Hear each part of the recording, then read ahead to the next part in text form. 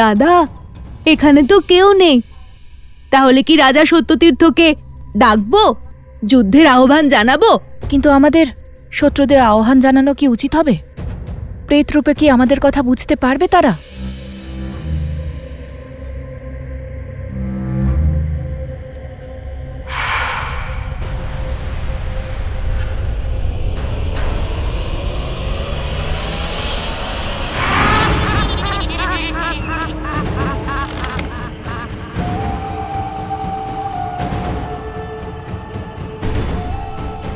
দাদা, এখন তো প্রেতরাও এসে গেছে।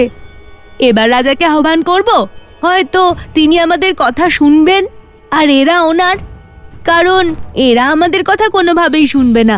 এদের সবার সাথে কথা বলার থেকে ভালো একজনের সাথে কথা বলা।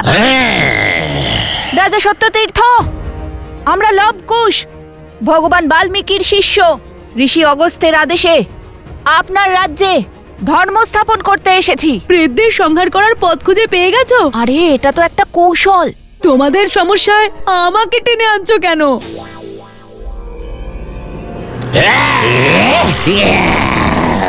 দাদা, ওরা তো আমাদের দিকে এগিয়ে আসছে।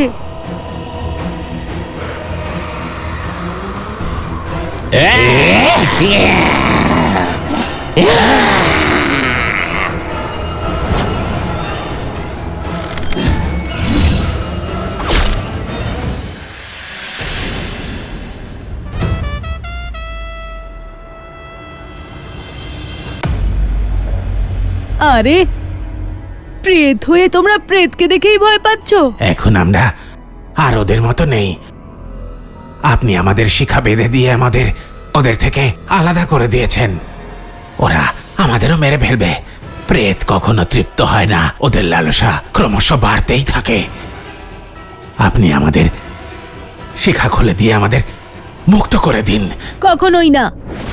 যদি তোমাদের শিখা আমরা খুলে দিই, তাহলে তো আমাদের শত্রু বেড়ে যাবে, তাই না? না না, আমরা আরো প্রেত চাই না। ক্ষমা করো দাদা। এবার কি করব? এরা তো আমাদের কাছে চলে আসছে।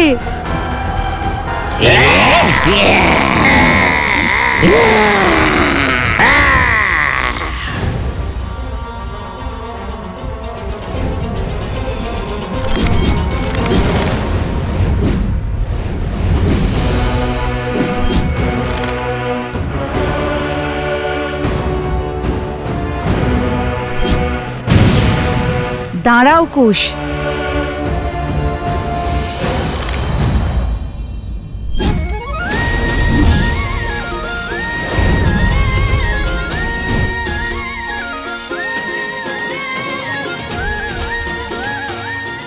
প্রত্যেক রাজার কর্তব্য হল নিজের প্রজাদের সন্তুষ্ট রাখা। তাই রাজা সত্যতীর্থেরও নিজের প্রজাদের জন্য চিন্তা তো হবেই। রাজা প্রভু নন, একজন সেবক। আসুন, আমরা সবাই একসাথে ভোজন করব। বুঝতে পেরেছি দাদা, তুমি এগিয়ে যাও, আমি এদের আটকাচ্ছি।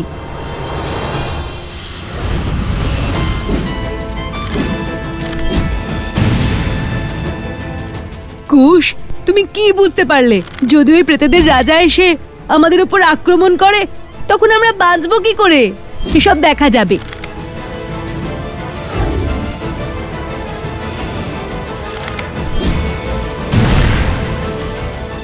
আরে চিন্তা করছো কেন?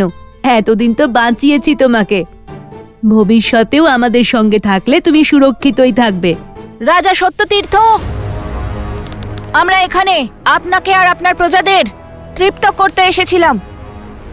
হয় আপনি সামনে এসে নিজের প্রজাদের রক্ষা করুন, অথবা আমার দৈবাস্ত্রের প্রহারে নিজের প্রজাদের মৃত্যু হতে দেখুন।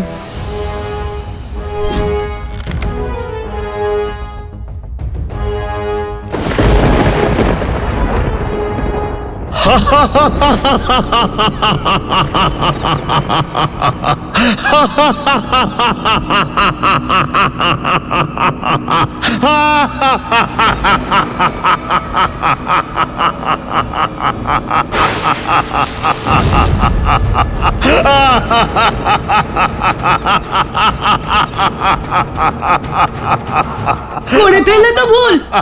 এ তো এসেই মনে হচ্ছে আমাদের প্রাণ নিয়ে নেবে। এবার কিভাবে থামাবো এদেরকে?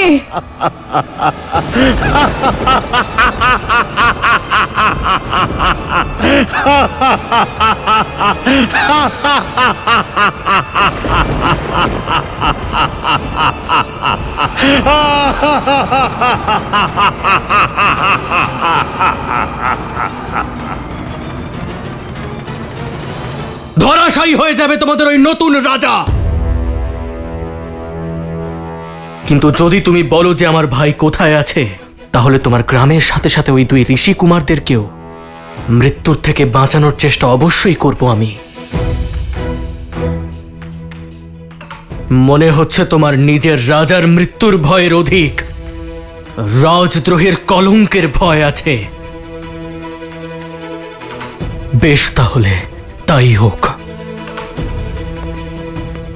রাজনুজ, আপনার ভ্রাতা এখানেই আছেন।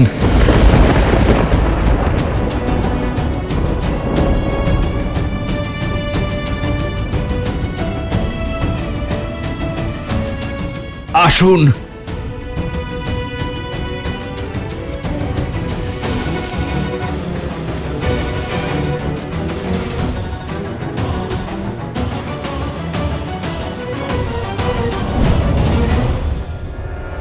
কোথায় গেলে তুমি? কোথায়?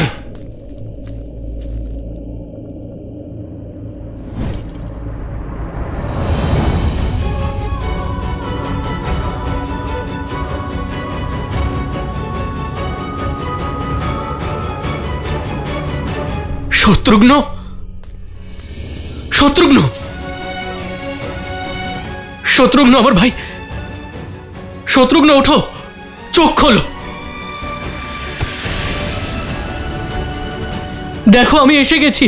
কি হয়েছে তোমার শত্রুঘ্ন? কি হয়েছে ওর? কি হয়েছে শত্রুঘ্নর? শত্রুঘ্ন, চোখ খোলো, ওঠো, ওঠো শত্রুঘ্ন। শত্রুঘ্ন ভাই আমার, ওঠো, ওঠো, চোখ খোলো আমার ভাই। শত্রুঘ্ন,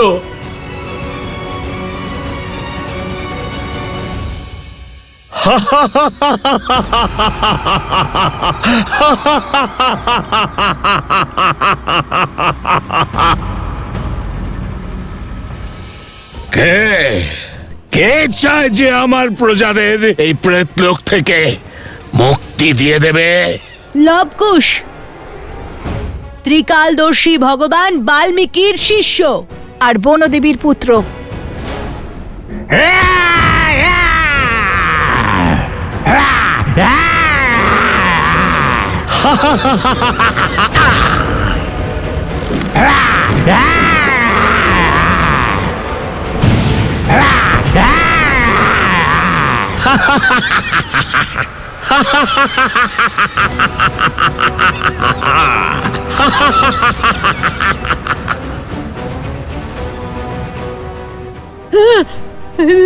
রক্ত।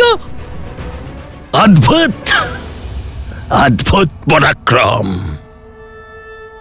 কিন্তু তোমাদের এই পরাক্রম কোনো কাজে নয়। শীঘ্রই সমস্ত প্রেতেরা এবং আপনিও তৃপ্তি পেতে চলেছেন মহারাজ, তাই সে ব্যাপারে কথা বলাটাই উচিত হবে। কথা তো তুমি এমন বলছো যেন কোনো বড় রাজ্যের যুবরাজ। ঠিকই বলেছে। সে নগরের নাম শুনলে ভয়ে থরথর করে কাঁপতে শুরু করবে। ওটা কোনো যে নগর নয়, মহান কৌশল। আরে, একটা ছোট গ্রামের রাজাকে কেউ কেন ভয় পাবে? বোকার মতো কথা কেন বলছো? জানি না কবে যে সেদিন আসবে যেদিন এরা নিজেদের সত্য জানতে পারবে যে এরা দুজন অযোধ্যার রাজকুমার।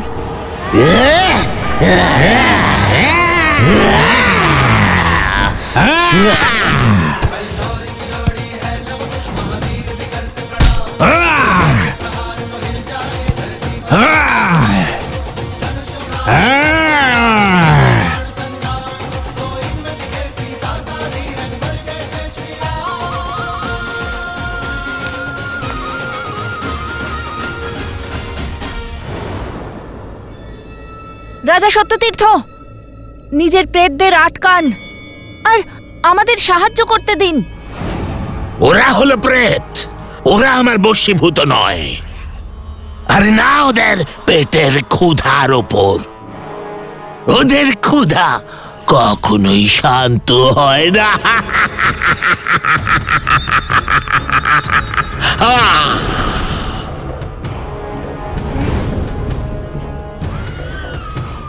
আর না আমারও। দেখুন, কতদিন আপনি এরকম প্রেত হয়ে থাকবেন? আমরা আপনাকে সাহায্য করতে চাই, আমাদের উপায় বলে দিন। কিভাবে আপনার এই স্বর্ণের নগরে মৃত্যু শোক ছেয়ে গেল বলুন আমাদের। তাড়াতাড়ি বলুন না। আরে আপনার কি, খিদে তো আমাদেরও পেয়েছে।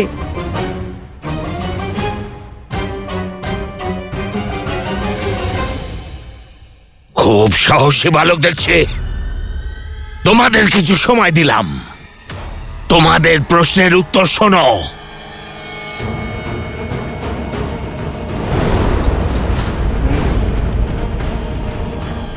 যখন রাবণ কুবের রাজ্য আক্রমণ করেছিল, তখন আমাদের রাজ্যে সুখ সমৃদ্ধি ছিল চরম পর্যায়ে। তখন আমার মিত্র কুবের আমার কাছে সাহায্যের জন্য আসে, কিন্তু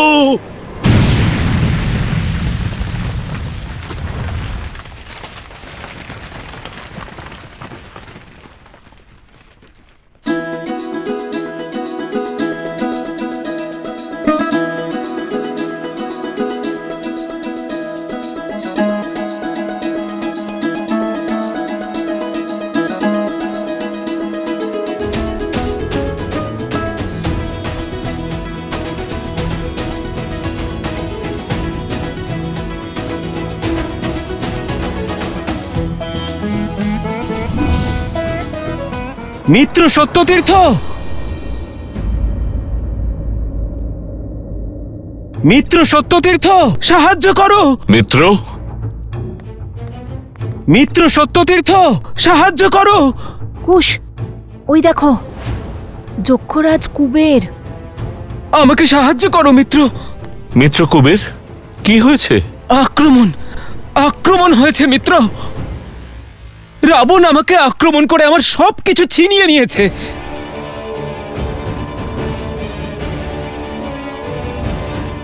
আমি দাঁড়ে দাঁড়ে কত ঘুরেছি আর সাহায্য ভিক্ষা করেছি, কিন্তু মিত্র আমাকে খালি হাতে ফিরতে হয়েছে। সেই জন্য এখন তোমার কাছে এসেছি। রাবণের বিরুদ্ধে দাঁড়ানোর সামর্থ্য কারোর মধ্যে নেই।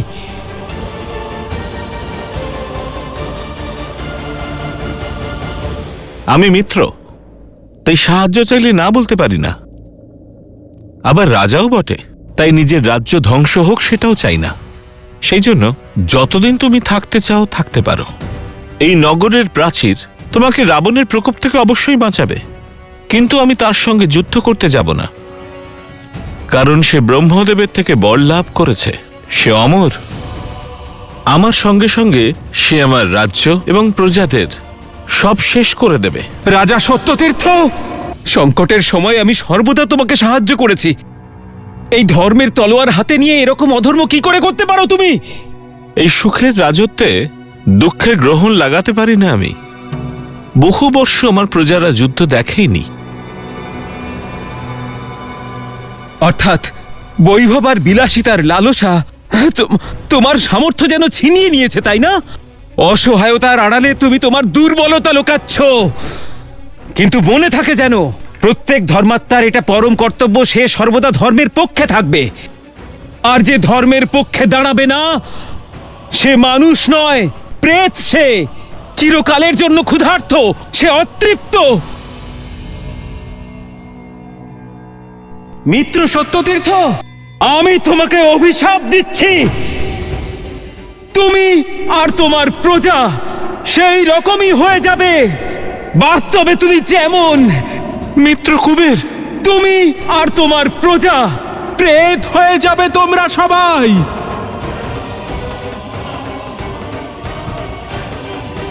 আর তোমার এই সুন্দর নগর ধ্বংসাবশেষে পরিণত হবে।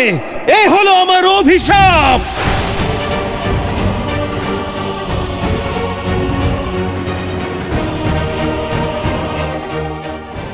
এটা এটা ঠিক করেননি রাজা সত্যতীর্থ। অনেক বড় ভুল করেছেন আপনি। শুনলে, অনেক কাহিনী শুনিয়ে দিলাম তোমাদের। তোমাদের ইচ্ছা পূর্ণ হলো, এখন আমার ইচ্ছা পূর্ণ করো। হয় আমাদের ক্ষুধা মেটাও, নয় আমাদের জন্য মুক্তির পথ দেখাও।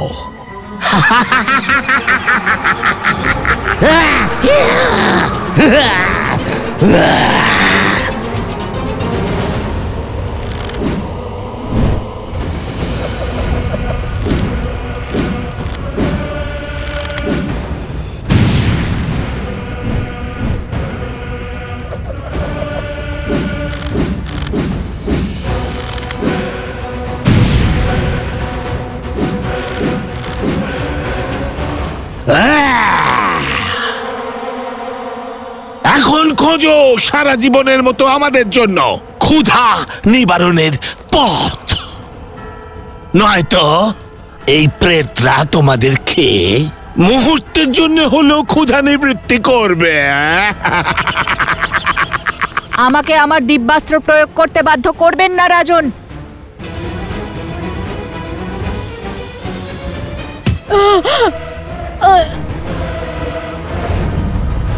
সোম, সোম,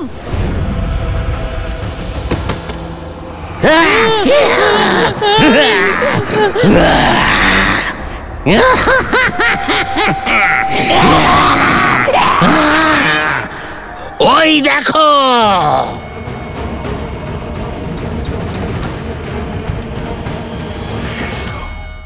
কোথায় আছে ওই দুই ঋষিকুমার? উত্তর দাও। আমি এখনই আমার ভাইয়ের মৃত্যুর প্রতিশোধ নিতে চাই। কোথায় আছে লবকুশ? মনে করা হয় মহাবলী হনুমান যখন সঞ্জীবনী বুটি ভরা পর্বতকে লঙ্কা থেকে পুনরায় হিমালয় ফিরিয়ে নিয়ে যান, তখন তার টুকরো কেরালার আলুভা আর কোলোলম্বা, অন্ধ্রপ্রদেশের আরাগোন্ডা আর সিমলার জাখু পাহাড়ে পড়েছিল।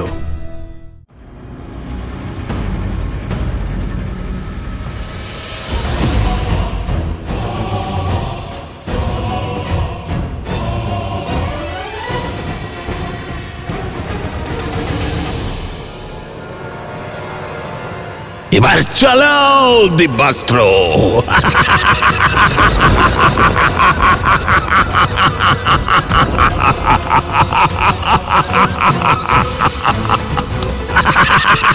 লবকুশ সংকটে রয়েছে, আমাকে ভিতরে যেতেই হবে।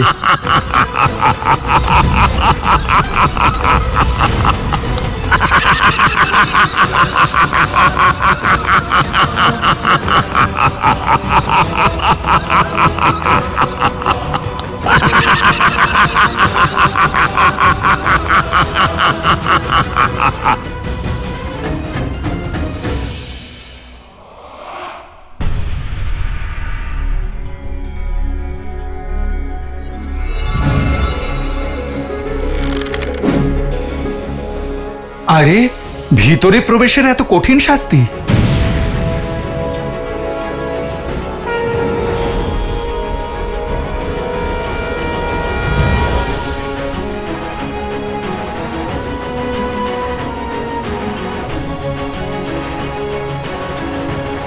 অতি উত্তম, ওরা তো আমার প্রভুরই পুত্র। কোথায় আছে ওই দুই ঋষিকুমার? উত্তর দাও। আমি এখনই আমার ভাইয়ের মৃত্যুর প্রতিশোধ নিতে চাই। কোথায় আছে লবকুশ?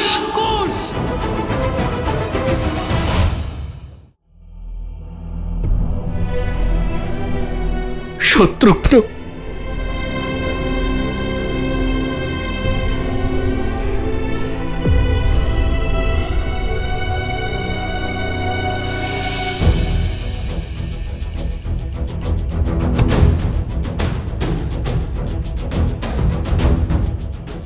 কোথায় আছে?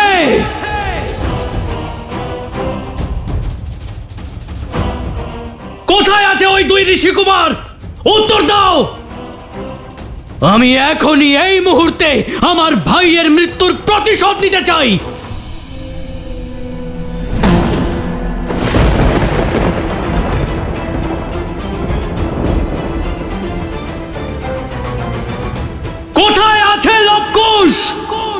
উত্তর দাও।